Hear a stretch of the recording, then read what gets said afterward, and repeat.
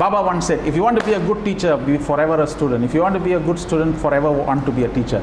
So if you want to transform yourself, the best way to be is reach out and serve someone else. Lifestyle. What Baba is teaching is have a lifestyle. What is a lifestyle? You see, we don't need it's not a group of people to come in one place and put one Baba's picture there and clap their hands and Sai Baba, Sai Baba. We make him a cult. And it become a very, very narrow. That is not what Baba is.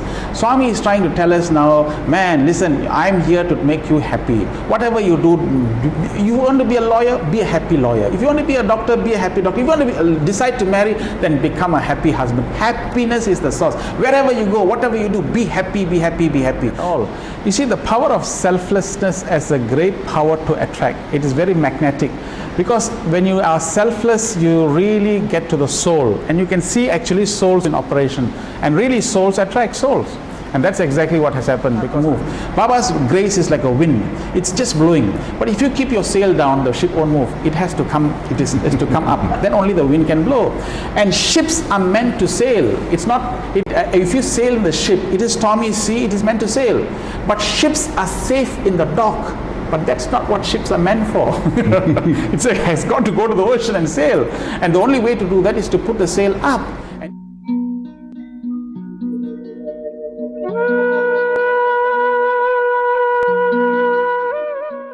He is a man of passion for the teachings and for the lessons of Indian holy man Sri Sathya Sai Baba. Dr. Suresh Govind is a microbiology professor in Malaysia and the deputy president of the Sai Baba Central Council. His passion for Sai Baba is palpable. Welcome to Souljourns. This interview was recorded in the city of Kuala Lumpur, Malaysia, in January 2006.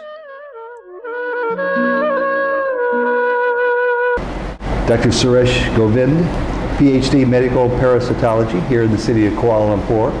Suresh, it's January 4th, 2006. First of all, a couple of very easy questions. How long has Sai Baba been familiar with you? In 1985, 1986. Since then.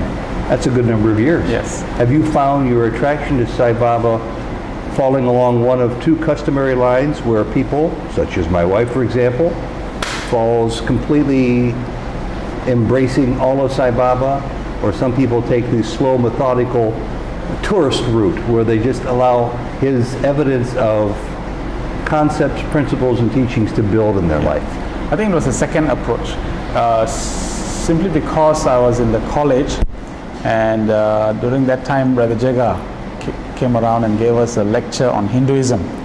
And so when he came gave a lecture on Hinduism, I was fascinated by the way he gave this lecture and literally was drawn to him. So he brought me back to the center. Not directly, but I just wanted to be part of the group. But Baba himself, because of the fact that, well, I do not know why, but the first form did not really attract me. But what attracted me was the people in the center. They were very loving, very enthusiastic, and we could see them so enthusiastic about serving and so on.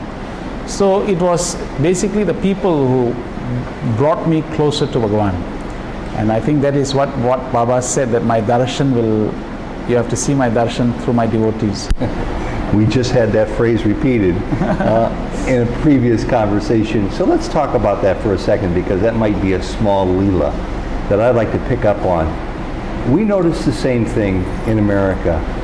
Whether you are drawn warmly to Baba from the get-go, or whether it's a slow, methodical march, there's no ifs, ands, or buts about the warmth and the love emanating from those who are already following Baba.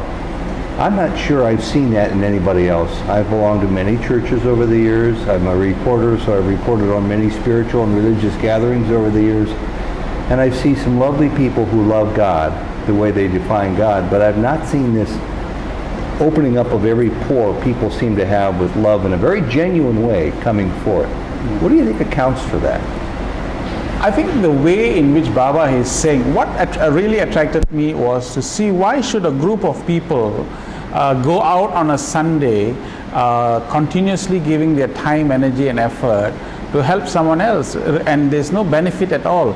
You see, the power of selflessness as a great power to attract. It is very magnetic, because when you are selfless, you really get to the soul, and you can see actually souls in operation, and really souls attract souls.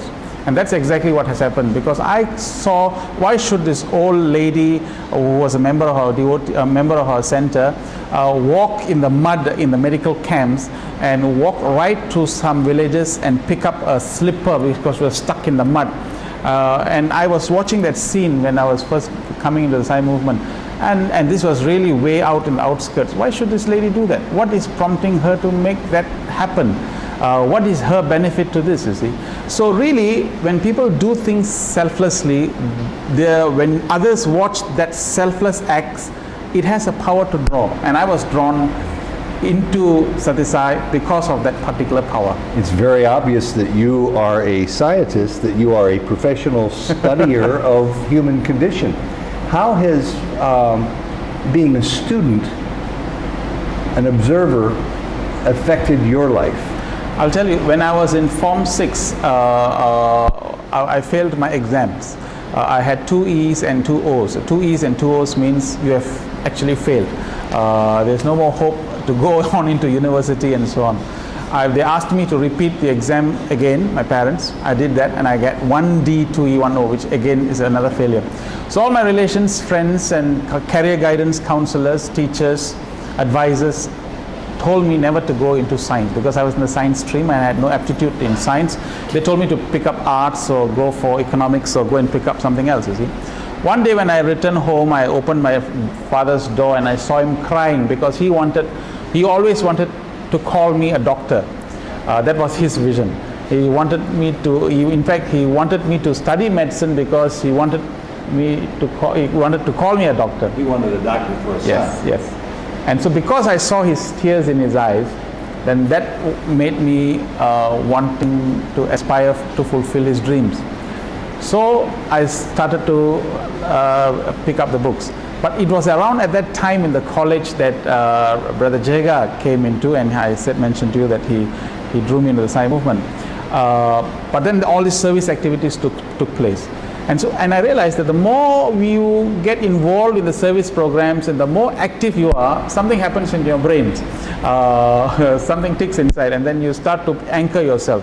So along the way, I finished my diploma in science, I finished my bachelor's in science, I finished my master's in science, I finished a postgraduate diploma course, and I finished a doctorate. Many people take to finish a doctorate program in 4 or 5 years. I finished it in 1 year, 9 months. It was the shortest period in the university, and many asked, how can this happen?